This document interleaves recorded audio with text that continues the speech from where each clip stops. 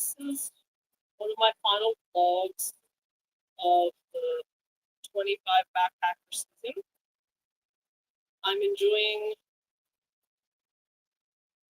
immersion tea as I reflect on my month-long backpacker cruise.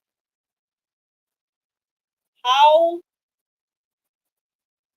did this start? Quite honestly, since I've become an adventurer, I've experienced bouts of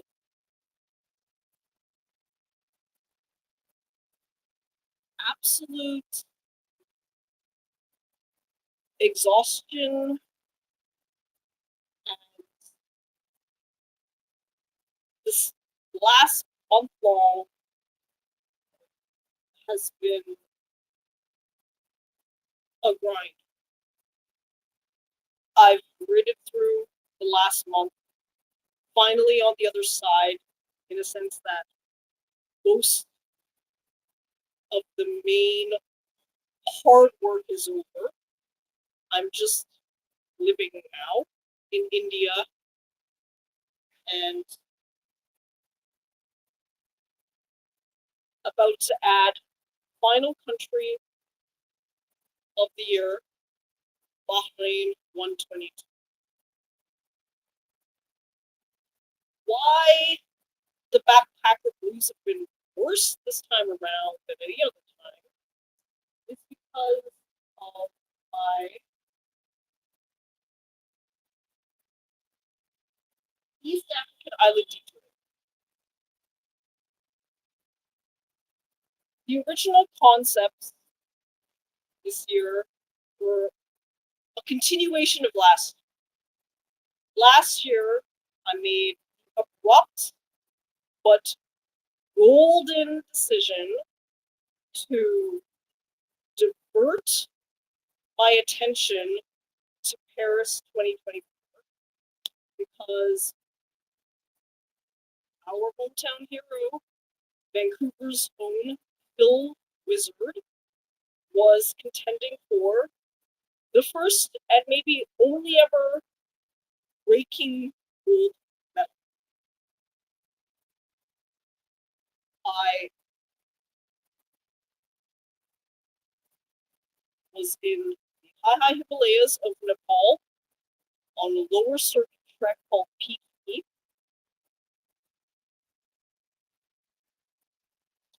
when I made the solid final decision that I would indeed divert, change my plans, and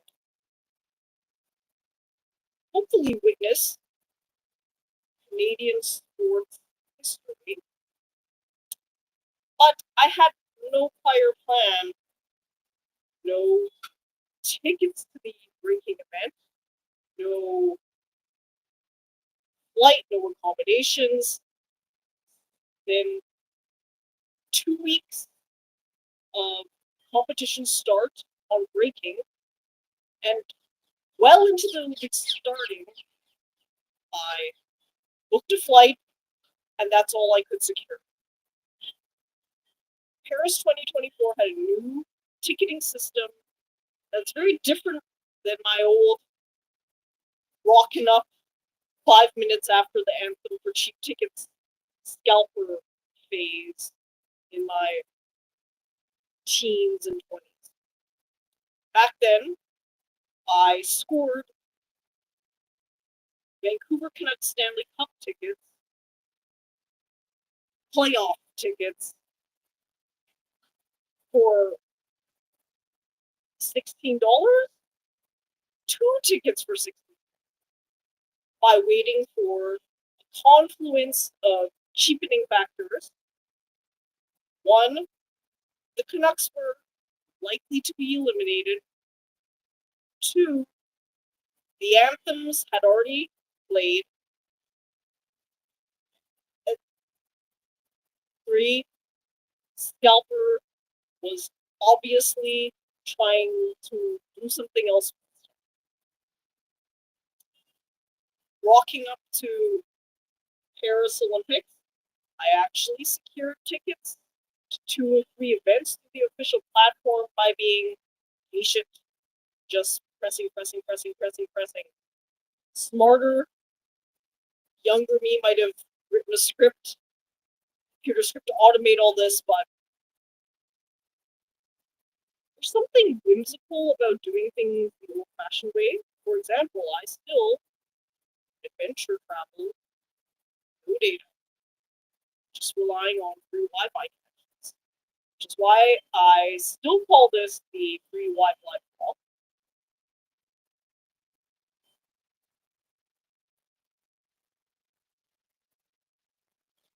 This year, I continued through, but making some stops before India because I was just again following cheap flights as I often do. Somehow, the cheap route followed free stopover to Vietnam on my way to Taiwan and Okinawa, Japan. From Okinawa and only Okinawa, I followed cheap flights to Sri Lanka, Maldives, and India. The original concept is loosely through my many years of adventure travel, I knew that India is a good base for a couple of countries, including Seychelles, Bhutan, Bangladesh. Bhutan and Bangladesh are obvious because they're land borders, but Seychelles is actually quite the travel destination for many of the more affluent Indians. Seychelles is one of the more expensive destinations of the trip, more expensive than Maldives, more expensive than Mauritius, but still worth it. The original concept was to hit all these other countries. Then, in just researching it more, which I tend to do in downtime, I realized there's actually a chain of East African countries that, in a specific order, is cheap to do all together as a group. Just about as cheap as doing a round trip to Seychelles and back. How does that work? I did Ethiopians, free stopover into Comoros, then to Madagascar, then to Mauritius, then to Seychelles, back to Mumbai. Now, when I mentioned that this is cheap, I am comparing to people who, for example, decide to just do a round trip from somewhere in the West to one of these island nations. The people that I met mostly were coming from Europe and having destination holidays in Madagascar, Mauritius, and their one round trip, I was able to string together 5 different countries. Now, this was one of my better adventure travel plays ever. And I'm overjoyed that I did it. In Mauritius, I was finally able to swim with sperm whales.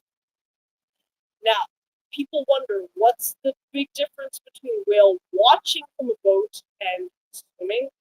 The difference is as gigantic and enormous as the whales themselves. I knew this being a scuba diver, but even I was overblown at the difference. When I was able to look into the soulful, expressive eyes of a baby sperm whale in its water ocean element, uh, something in me stirred. I mean, first of all, I was fighting to survive because even though, as my guide explained, the whale was simply playing with me, I was the only swimmer in the water at the time because I was the only one who was so excited to get in there. Now, after me, the swarms came, but I had a private moment with a baby sperm whale, and honestly, I'm still trying to contextualize that on top of a wild tiger sighting in Penn National Park just this month. So, given that I also completed most number of dives and crossed 2 milestones, dive 50 in Maldives and dive 75 in Mauritius, I've just had sensory, visceral experience highlight overload in a sense. Okay. And I mean, this is the life I chose. Again, when I'm whining or complaining about this, I'm actually contextualizing the pros and cons of a chosen lifestyle. As my working thesis has been this year, you are winning if you prefer your problems over to anyone else's problems because all lives have problems, okay? Any naive person out there who thinks there's a life out there, that's perfect. No such thing exists. We live on a suffering planet. Life is suffering, and you might think, oh, this is because you spent a lot of time in pacifist Buddhist countries this year. No, this has always largely been what I consider the facts of the world. That's actually why I respect Buddhism, because Buddhism calls balls and strikes better than a lot of other religions that somehow try to gaslight you into thinking that, well, you're a sinner and you're the problem. No, you've been born into this game of suffering against, I would call it, my will and many people's wills because your parents literally shit you out without asking. Okay? But now, given the context of what the world is, knowing that there will be suffering and knowing that there will be problems, you are winning if you prefer your problems over anyone else. So that's the model that I'm working with, and that's the model that I stick behind because it's true. I still would prefer my problems over Jeff Bezos' problems, over DJT's problems, if you will, if he would ever admit that he had many, many of them, being horribly unpopular, the number one. I mean, being an authoritarian dictator is the number one. Anyways, before I make it political, the last month in India has been one of the worst grinds I've accomplished. Relatively, I'd say little compared to what I normally could do in a month, but that's the pace that I could possibly go. Okay? I started from what I was most excited for to what I was the least excited for and pared everything down. Even though now that I've arrived at my final destination flight out, I could have had extra time in any number of these places, but I decided that I'd rather just rest. So for example, I've now been in Delhi for a night and 2 full days, and I've done fuck all except had some delicious food finally in India. Yes, I've been all over the country of India, and I've only now had what I consider to be world class Indian food. I've had better Indian food in Japan. Okay? So in this last month, I've accomplished what 3 goals.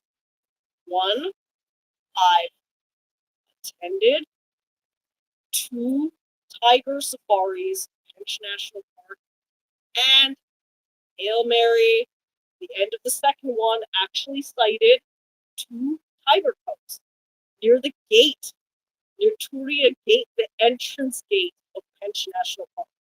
Pench is known for being Rudyard Kipling's inspiration for the Jungle Book.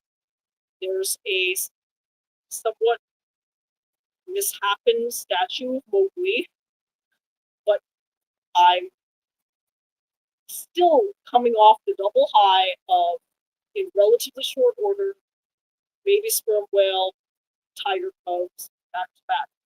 After that, even though I rested in Nagpur for a week, every day was just a grind. What I would look forward to the most after the tiger safari was being at my accommodation, vegging out on YouTube. Okay? I watched dancing, I watched comedy specials, dancing covers, choreography. I became obsessed with a particular choreography. I recommended a bunch of ethnic comedians, as I often am following Nady because I'm in India. The recommends were a lot of Nimesh Patel, Hassan Minhaj, which of them I follow anyways. Who else has come on my feed a lot? My Asian Lady Summers, Jolene Summers, and Leslie Liao. Okay, that's what I was looking forward to. So yes, I am the same kind of backpacker who, on one side of my mouth, has dissed the type of backpacker who just veges out in hostels and watches Netflix and chills at hostels, eats MacD's and KFC. But guess what I did when I needed comfort? Those exact same fucking things. Because I was just wiped. I was wiped because I added a lot that I never really anticipated, and I've pushed this year's backpacking window to more than half. So after that, it's been many days resting, traveling, contesting with India Railway, which ended up being all right. You gotta remember, I was traveling on trains during the busiest season of year. I actually, I guess, experienced the Diwali ambiance in Kolkata. Although, because I was in such a woozy state, I basically barely able to motivate my downtrodden self to basically eat out every day. That's what I've been doing. So a full day right now, living in these places, looks like me viewing 100K lux of early morning sunlight for Andrew Houston, eating a breakfast. That means I'm still up at 7, 8 a.m., but I'm back in the hostel to avoid the midday sun. Then, depending on my mood, I've been, for example, today, just reclining after food digesting for an hour, all up till now, where I then source my first good, great butter chicken meal in Delhi. And what did I accomplish? I've only accomplished one overnight in Bhutan and one overnight in Bangladesh. With the overnight in Bangladesh actually being my favorite of the two because it was just relaxed, chill vibe on the border town of Benapur. Okay? Uh, I've really tried to make it through. And actually, one of the tips that I know from my many years of being an adventure traveler, solo female, is that just have to rest. when your body is resisting this hard, you just have to throw as many rest days as possible, even at the expense of activity days. This is something that I absolutely hate doing, but must do. If I were to reorganize, I would have actually loved to trek the high Himalayas of Bhutan as well. There's a trek called Tiger's Nest that I would have loved to join. But what makes me comforted is that I have done major trekking in Nepal already. And that's something that I've done. So there's no regret in the sense that I've never trekked before. In fact, the year before that, I trekked Peru as well. But now, I mean, I may come back or I may never come back. There are still trekking countries that I could hit, but Bhutan probably is a write-off due to a number of factors. One of them being the heavy taxes that they impose per day.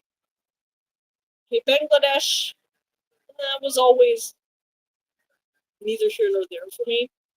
And this is also a mindset that I have to question, where I've been known to just checklist countries, add countries for the sake of adding countries. And as a country collector, with 193 current counting UN countries, there's just no way for you to love them all, to dedicate the same amount of time to each one, to explore in depth. You just sometimes have to accept what you're able to do. And here's the reality about life. We have constraints in many ways. And constraints is constraints are what they are. And for me, they are certain ones versus other people. So other people have families, work. I know that, but I have what they all still share too, which is an energy constraint, time constraint. Energy and time, those are two things that I also have to manage on a daily basis. And even though I'm technically just having fun, I'm the boss and I can control how much I do, how much I skip. I can still run myself right into the ground, which is what I'm doing. I'm actually surprised at how much smiling I've been doing as well. Because, I mean, I would normally have thought, given my bluesy state the last month, that this vlog would have turned a bit soured down. But I've held up surprisingly well. I think it's because I can vision the end, as in, this is actually what I've been missing. Because every single other day has been goal oriented, including arriving in Delhi. Indian Railways transportation is a whole other adventure that I could delve into, but I'll save that for some other time. This ain't about shitting on India in particular. I think I would have had this mental breakdown in any country. India just maybe magnifies because this ain't exactly the chillest, coolest place, especially one who's just by habit budget. I could have a better experience spending more money, and I already have concrete proof of this because I did spend a little more money in certain places in India by force, and I felt better. For example, decision fatigue is real, and any small things you can do to clear your mental space sometimes are worth it. For example, probably what kept me together in Bhutan was that by stroke of luck, there's really just no backpacker hostels in that border area of the Jaiga and Wrestling. It just by design, by default, they're all secret groups. So in that case, I was a singleton. And